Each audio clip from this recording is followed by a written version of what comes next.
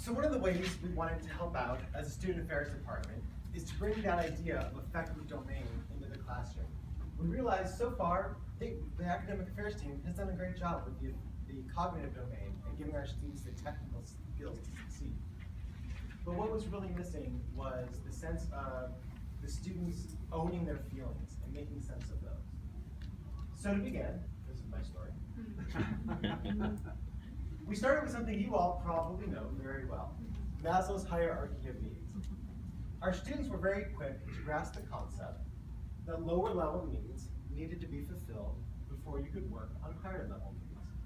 And let's say our student Bill, new to Portland, doesn't know a whole lot of folks. He's never lived alone before. All of a sudden, Bill goes from maybe operating up here to, oh my gosh, I have to take care of these things all of a sudden. That's a big deal for our students, and we all know this. And through our conversations in the classroom, maybe Bill is a little hesitant. He says something along the lines of, you know what? I'm just gonna fake it till I make it. I'm just gonna do all these things and not worry about this down here. Bill's classmates in our presentation were very quick to call him out and say, you know what? If you're really here to solve design problems and be a design student, and think at a higher level, more complex, more abstract, you really do need to take care of these things. Maybe faking it's okay for a day or so, but our students were very quick to understand that their needs really needed to be satisfied if they were going to operate at an optimal level. So we moved on talking about from life occurrences and stages to a little bit more digging deeper, a little bit more introspection. And for this we used the Big Five, officially called the five-factor inventory, be remembered by the acronym OCEAN. And we got into discussion with the students about what's the proper level of each of those behaviors. They shared examples of when have we seen extremes of any of these behaviors that led to less than desirable results. In particular, we talked about the characteristic of openness. So let's say Bill, again, a new student. Bill comes into our college with pretty good design chops. He's a pretty good drawer already, but drawing is one of our core classes, and first-year students are required to take it. Bill, being low in openness, can sit there. He's probably not going to be very happy. He might pout a little bit. And he can ignore the teacher, because he can already do it a little bit.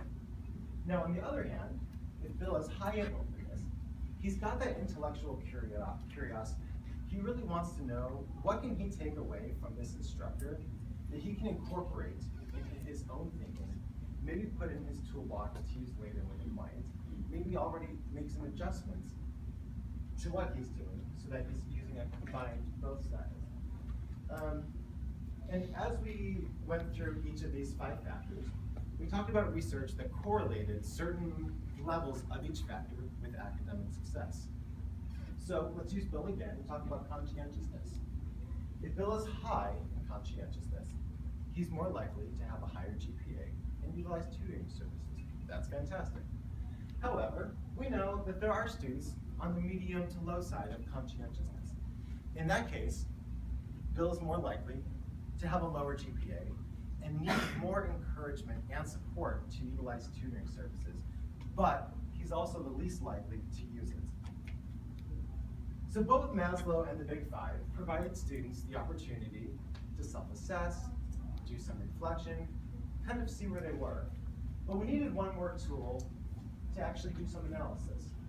And this is where the SWOT came in. So the SWOT being a tool that we borrowed from the business field. As many of you know, probably strengths and weaknesses come from the internal. Opportunity and threats are external.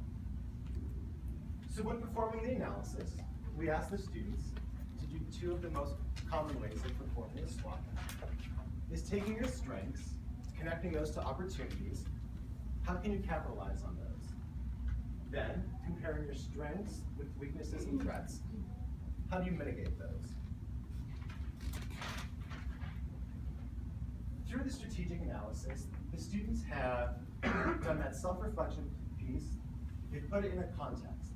Later in the presentation, Nick will share some affirmative actions where the students have taken affirmative statements where they've taken information from their SWOT analysis into actionable statements that will help them be successful as a student. So through all of this, we wanted the students to understand their own motivation for learning using the affective domain as a reference. But there was still one thing missing from our presentation.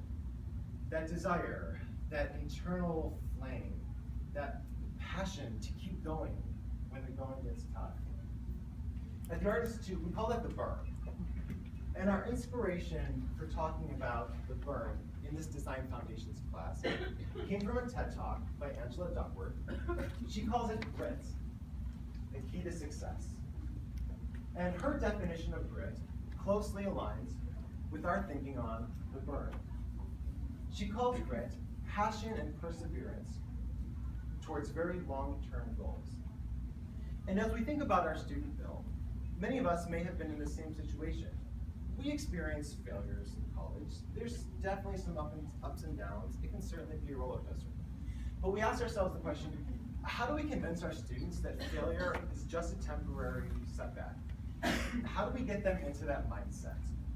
And so we went back to the design process, kicked around a lot of ideas, and what we ended up settling upon, and I think Dr. Banyan alluded to this, is Success Navigator.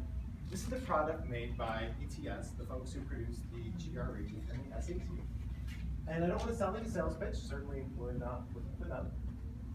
But for us, this product has worked pretty well.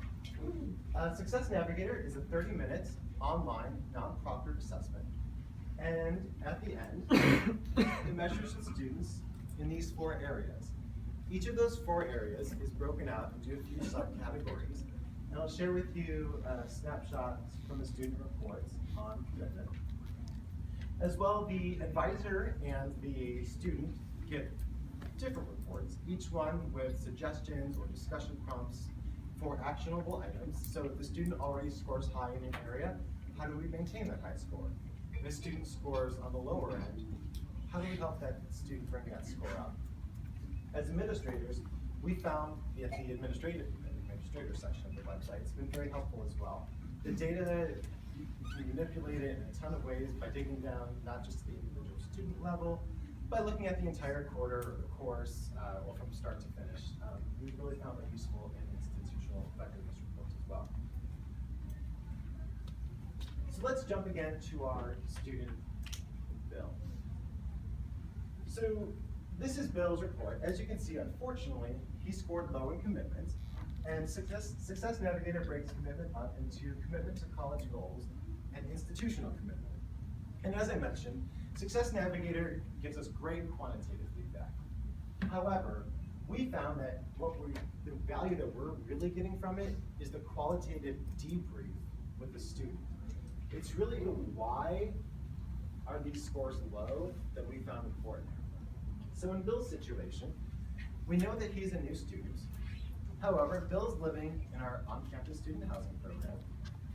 But by talking to Bill, we find out that he's from Salem. Great, not too far away, right. But he's also going home 4 or 5 nights a week because his family owns a restaurant. So Bill's torn because he tells us that he wants to be in school. However, Bill's not here all the time, so it's really very tough for him to succeed academically. So once again, discussion prompts for the advisor and designed activities and exercises for the student. So that's really where we found the value in Success Navigator, those actionable items. So if we look at our student Bill after this affective domain presentation, Bill has the tools to self-assess. Bill uses his resources to overcome barriers, and Bill feels that he can stick with it, especially when the going gets tough. Be like Bill in your problem solving.